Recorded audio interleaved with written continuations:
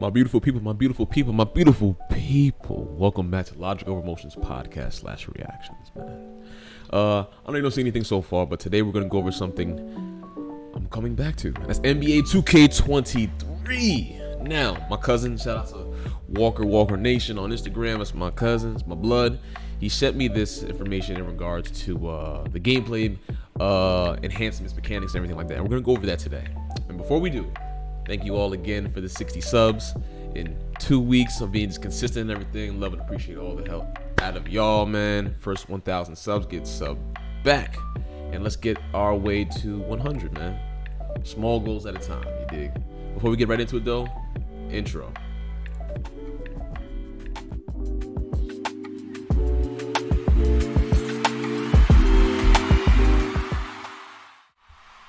Alrighty, so the first thing we're gonna read over and go as we can, man. If you have any comments on it, what you like, what you didn't like, what you think is gonna happen, what you think it's not gonna happen, put it down in the comment section below, man. Let me know what's up, man. First and foremost, do not pre-order this game. Do not do that, man. Just see how it goes usually for the first week, and then just buy like y'all usually do. You know the whale's gonna whale, and the ones that aren't. So let's get into it though. So first things first is NBA 2k23's gameplay has a bevy of new improvements to complement any skill set. Flex on the rim, finesse your way to the rack, and experience more authentic animations. This is on their website, so you can check it out if you want to read absolutely everything, but I want to go over things that are just more important than the others, like the offensive gameplay. So upgraded pro stick, flex on the rim. For dunking, the metered skill dunks from NBA 2k22 ability to force dunks through traffic with a timed shot meter return. But the new commands allow us to expand the dunking controls to let you dunk exactly how you want without accidentally firing off a skill. They should have been doing this. Jesus Christ. While driving to the basket with the sprint trigger held, the new pro stick control map for dunks is as follows. Up, two hand. Right, strong hand. Left, weak hand. Down, rim hang. Up, flashy two hand. Down, up, flashy one hand. Up, down, normal skill dunk with meter. And down for rim hang skill dunk with meter. Now, if I must say, people are going to complain about this regardless. They're going to say, oh, it's going to be hard to get used to, blah, blah, blah. Any game's hard to get used to when mechanics change, when new games come out that we haven't played before. It always will change, man. So I think it's going to be easy to get used to. So that's no problem. You'll notice with this new map, you now have control over rim hangs for new. Oh, there you go. For new gen, we've taken that control to an all new level. I play PC, so with physics-based simulated rim hangs. This is entertaining and wonderfully experienced, blah, blah, blah, blah, yeah, whatever. And let's see an example right here.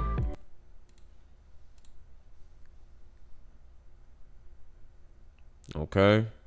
Now, don't you get, see, I don't know about that because do you get text for that? Or I'm not really too sure. And then finesse your way to the rack. Now, for slashers who want to finish with a little more finesse, double throw gestures. So I'm guessing too, so whatever your build it usually is. So if you're a slasher, you have good layups. Obviously, layup package is going to be crazy. You might have a simple little dunk package. So I don't really know how that's going to implement with themselves, but I am excited to see. It's going to be a lot of it's going to be a lot of jellies. It's going to be a lot of jellies. And it says right here, double throw gestures are used for hop step layups, which while switchback gestures are used for euro step and cradle layups, which feels very natural. A simple hold left or right will perform an all new set of quick scoop layups. That's really nice.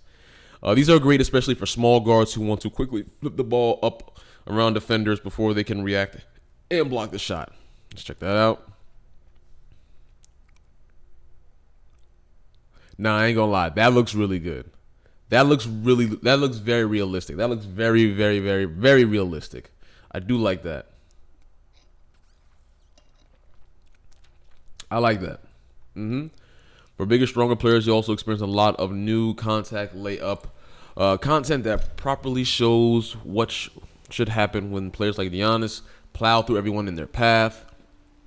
And then we have several new, different layup packages for both next gen and current gen, including Devin Booker, Joel Embiid, Allen Iverson, Magic Johnson, Nikola Jokic, Zach LaVine, Ja Morant, Sue Bird, Diana Taurasi, and more. I'm actually intrigued to see what Sue Bird and Diana's layup package is, because I don't know exactly what's so different from their layup package to others. So I actually am excited. And if you could implement that into male players and female players, I think that's fire. I haven't played 2K since 2K19 because I was just tired, bro. I was so tired of it, bro. Combined mesmerizing skill moves. If you want to read all that, just go to it. But let's check out the Steph Curry dribble package.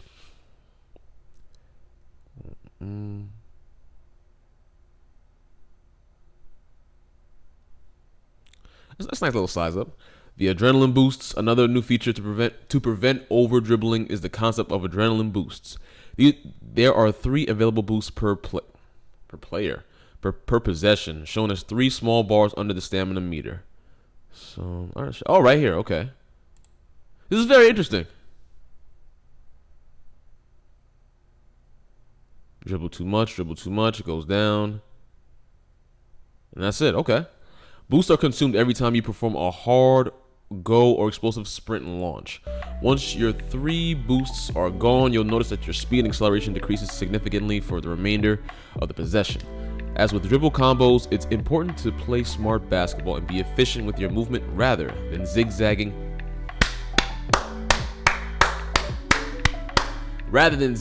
back and forth aimlessly trying to get around the defense. When I tell you that's one of the main reasons why I stopped playing this, that's one of the main reasons why I stopped playing this game. That zigzagging nonsense is absolutely so cheap. I want to play a game that is as realistic as possible. And I know 2K is the only basketball game that's come close to it, but they've gotten lazy, man. They've gotten lazy. The servers were always trash. There's always hackers just doing a bunch of nonsense. So I want to see what they do with the hackers as well too. But I like what I'm reading so far. Shooting also gets nice upgrades for 2K23. Success from outside was heavily weighted towards cover. Yeah. If you could get an open look, you would balance out poor ratings. Yeah, that shit was so bad. Like Stephen Curry, I've seen Stephen Curry miss open shots. I've seen him miss pull-up threes with a little bit of coverage. I like being near green. You know what I'm saying? So that was super whack.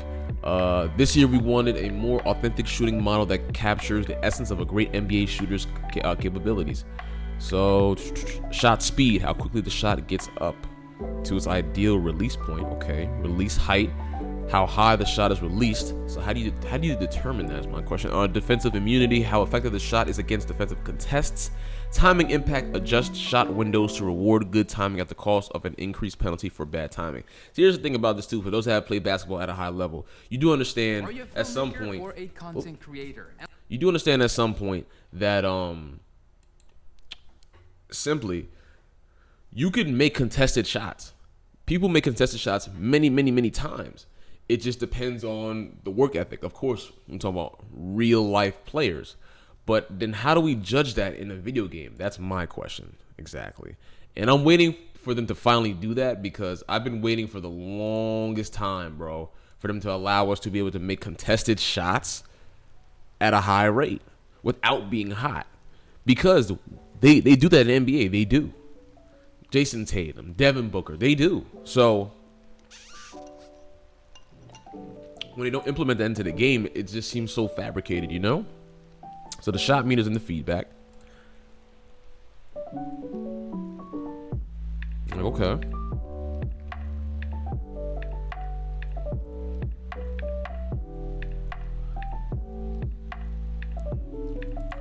Okay. Not seeing a lot there, but all right. There are also 5 new shot meters to choose. Ooh, that's nice. Choose from with 15 more that can be unlocked through seasons over the.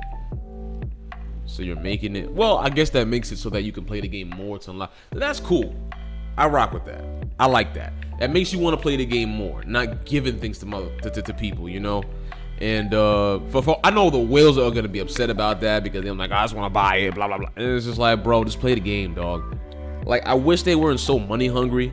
Because man, if you could earn more things, not by playing just so much to the point that you have no life, because that's another problem too. You either have to whale out of money or you have to play literally non-stop, bro. So hopefully that's not the case for this one. But you also notice a subtle change to how shot feedback works this year. We use shot arcs to help indicate whether you're early, high arc, flat arc, or on time, ideal arc. So by paying attention, you can easily tell right away if your release is off. Also, with shot feedback enabled, we're delaying the timing coverage overlay and green release animations from coming up until the ball hits the basket. It's a small change, but it really brings back some of the drama. It does, yeah. Drama that the green lights sometimes lacked. Yeah, cause you get a green sometimes and you just straight up brick or airball too. And also encourages everyone to continue to play through the possession rather than giving up and giving back. Giving up and getting back in transition early. Absolutely. Facilitating the offense. For the playmakers out there, you'll find new tools to lead. The lead to basket pass makes its return to the next gen with the Y, right? Yeah. Allowing you to simply press and hold Y triangle to get your receiver to cut to the basket and release the button to, there we go. Another alternative is the new spot up pass mechanic. If you press and hold B/circle, the receiver you are pointing at with the left stick will perform a quick V or flare cut to get open to the perimeter. I like that. It's a very useful quick hitting play to get open. To get an open look when you do not have time to run a full-blown play for your teammate. My players can also equip a signature passing style to mimic, which is great. The best floor generals on the time. Jesus Christ. Including Stephen Curry, which people, for some reason, say he's not a great floor general. Bunch of idiots. Magic Johnson, Jay Will, yep, LeBron James, and more. Absolutely. Oscar Robertson. Don't know why he's not up here, but all right. Whether you prefer to drive the lane, back defenders down in the post, or spot up from behind the arc, NBA 2k23 offers a wide variety of tools that cater to your offensive game plan. Defensive gameplay, ain't gonna really read all that, cause that, I already know that's always overpowered. So it says you'll also notice a new indicator on the ball handler when in guarding position. This is the new defensive shading mechanic. The 3 bars on the indicator represent 3 zones: straight up, shade left, and shade right. The zone the defender's in is shown in red. If the ball handler attempts a red lane, they'll get cut off. Ooh. Lose their dribble or fumble the ball. Really? Great defenders can anticipate where the ball handler is attacking and will now be able to clearly reward for it. Will be more rewarded for it, excuse me. The shading system works for both on-ball defensive guards, defenders guarding the perimeter as well as the post, and does a good job communicating to both the offense and defense, why collisions resolve the way that they do, which is great. Shot blocking has been refined quite a bit. Made an effort. Blocks have made a return to be more at a realistic level. Yeah, okay. Predictable outcomes. No more small guards pulling off LeBron James level of chase down blocks like last year. Very good, but they'll find a way to do it. It doesn't matter. You also notice a distinct improvement in ball security for good dunkers. Okay, so they can't get blocked as easily then. So then that means that they have to have some kind of down. You know what I'm saying? It's gotta be some kind of down. Some kind of negative. Excuse me. Zoom a little bit more for y'all. Okay. The shot blocking system now contains flyby blocks. Closing out the okay, that's nice. Steals and ball strips. I don't think we care about that. The badges, builds, and takeovers. This is where I can't believe that most of the time. I'm gonna have to literally just kind of take it as face value and wait to see how it goes. City course, make sure you can read on that if you guys want to. The new badge system, most impactful change is to building players. It's to form a new badge system for new gen. When looking at T-word from previous years, we noticed that players often gravitated towards the same badges, and as a result became a little overpowered by stacking certain badges together. Yeah, it's gonna happen this year too, buddy. So I don't know why you even said that. There are 16 badges per attribute category. 8 in tier 1, 4 in tier 2, and 4 in tier 3. Tier 1 badges are the least powerful for your player, but also cost the least amount of badge points. Costs go up as you climb the tiers and acquire the more impactful badges.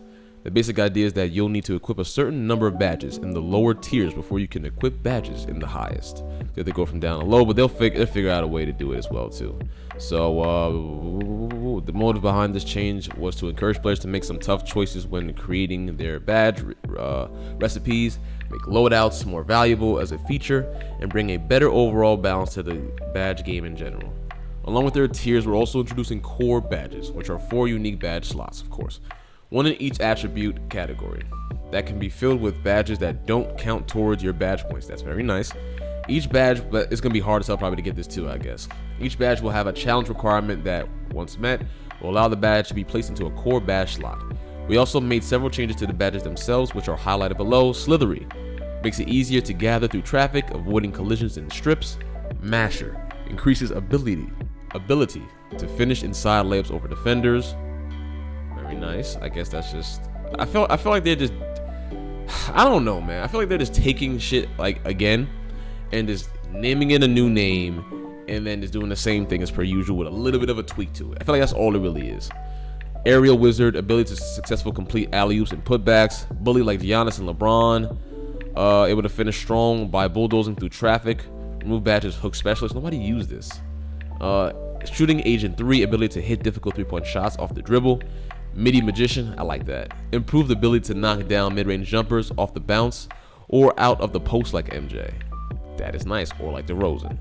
Amped, reduces the shooting attribute penalties when fatigued and when moving excessively prior to shooting.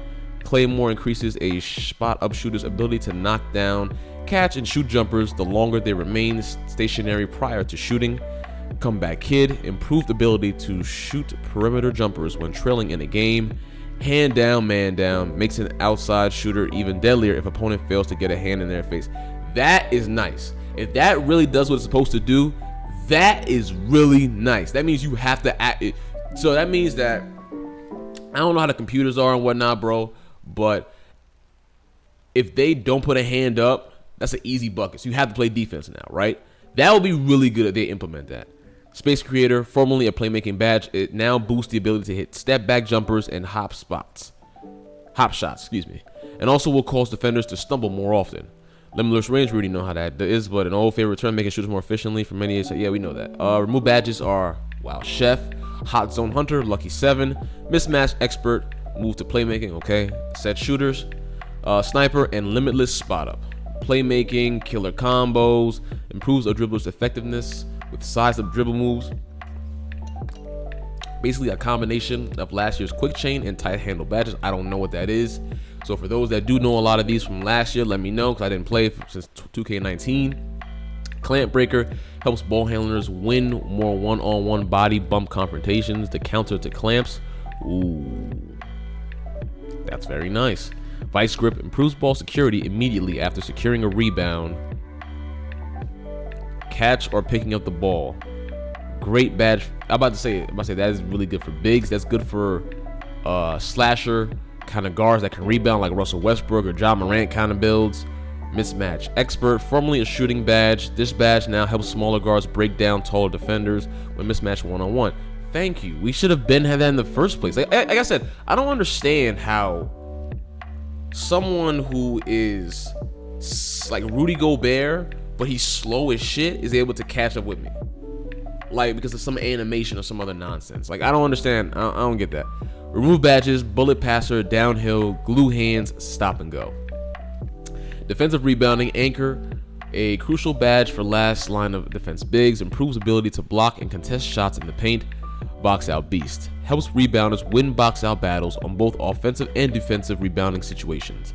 Workhorse, the Pat Bev, they really gave Pat Bev this before. Marcus Smart or Draymond Green is hilarious.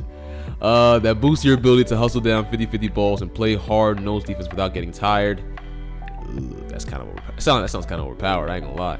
Glove, named after Gary Payton, helps you strip players as they gather for shots and so you could, as they go for the shot, they can shoot. I would love to see that. I haven't really seen that. I haven't seen that, so that's okay. The ball free from ball handlers. Challenger improves the effectiveness of perimeter shot contests. Remove badges. Defensive leader. Also, too, I'm not too sure if they're gonna come out for or remove badges. Yeah, defensive leader. I'm not sure when are they going to allow PC to get it, but if anyone knows, let me know, man. I would love to know when PC is gonna get their version, because I don't have a system right now.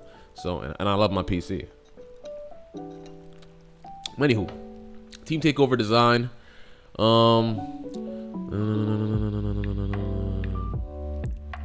Each player on the team has an equal portion that they're responsible for filling up by performing well on the court and being good teammates. Once each player has filled up their portion of the meter, team takeover automatically fires off for the entire team. Automatically, I don't like that. I like the fact that we can use it whenever we choose to do so.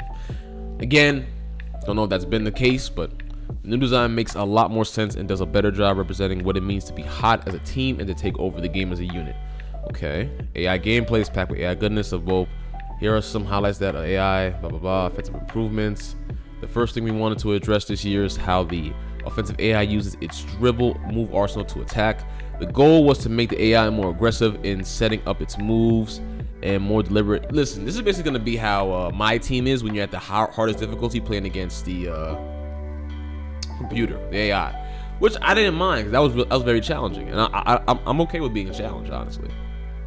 The goal was to make the AI more aggressive in setting up its moves and more deliberate with what moves it used based on different situations. We've enhanced the AI's ability to understand the defender's positioning using the new defensive shading system we previously talked about. Right, AI ball handlers will better assess the situation and then dip into their arsenal of moves to make the most appropriate attack.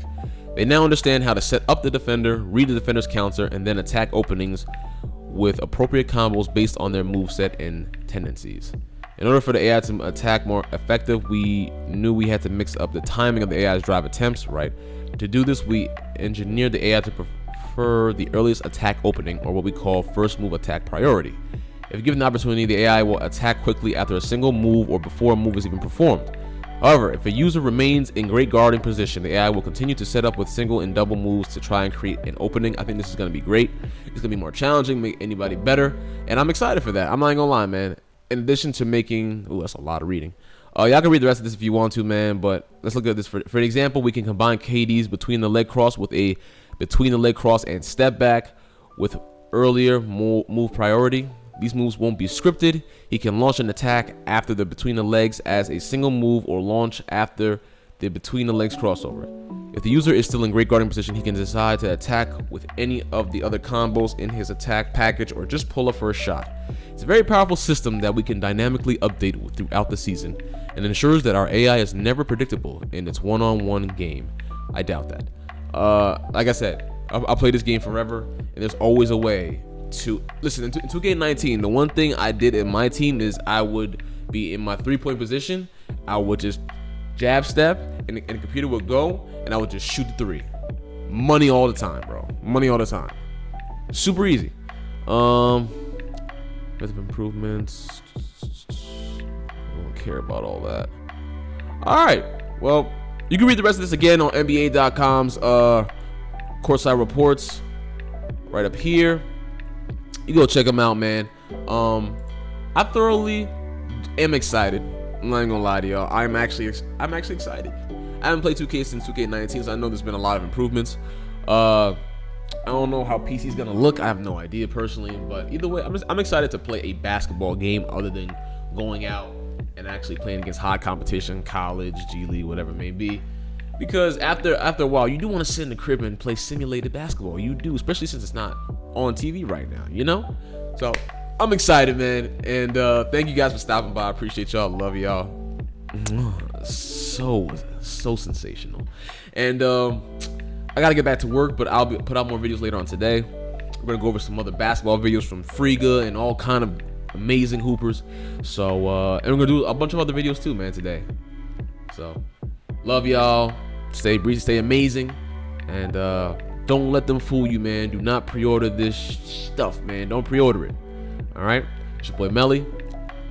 Thank you again for giving me the 60 subs. Love the heck out of y'all, man. Especially coming from, I think, at 19 at one point. I think I had 19 or 20 or something like that, and I have 60 in the span of 2 weeks. Beautiful, man. Love y'all, man. It's your boy Melly signing out.